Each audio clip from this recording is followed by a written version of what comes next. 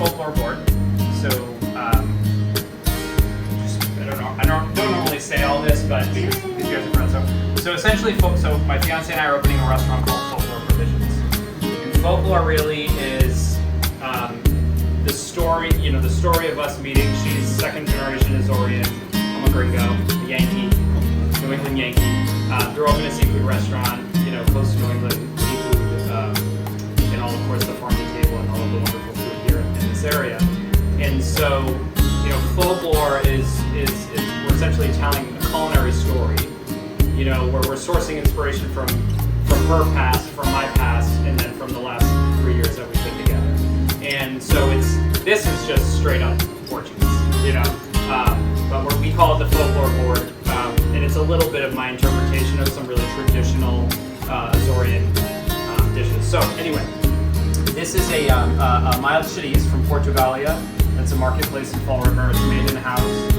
I charred it over open flame and then served it with a lemon garlic aioli, which is very bougie, and no Portuguese grandmother would ever do. My interpretation. And then this is a queijo fresco, which is a fresh cow's milk cheese. Very simple, just milk, rennet, and salt. And the rennet is what turns it into the cheese, and then you strain the liquid out, and it's literally that's all it is. What's rennet? Rennet is it's like an enzyme that turns milk or whatever.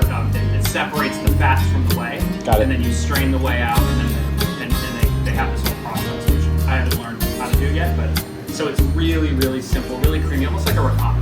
Very, very much like a ricotta. So the underneath it is pimenta moída, which is a crushed hot pepper paste. It was made by Rachel's grandmother with a old school grinder in the backyard under the grapevine, real traditional. And so it's literally just, they're not super spicy, they're sort of medium hot pepper and salt, and that's all it is. It's aged, sort of pickled almost over time. So that's what's underneath, and then there's some parsley and fresh dill and olive oil on top, which again is bougie and not traditional. This is a queijo São Jorge, so it's a sharp, almost like Parmesan-like cheese from São Jorge, which is one of the Azorian islands. It's really, really delicious with this. This is pumpkin butter, which is sort of like apple butter, same concept. So it's pumpkin flesh cooked down with cinnamon and sugar and lemon and different things. So it's got that kind of apple butter type vibe.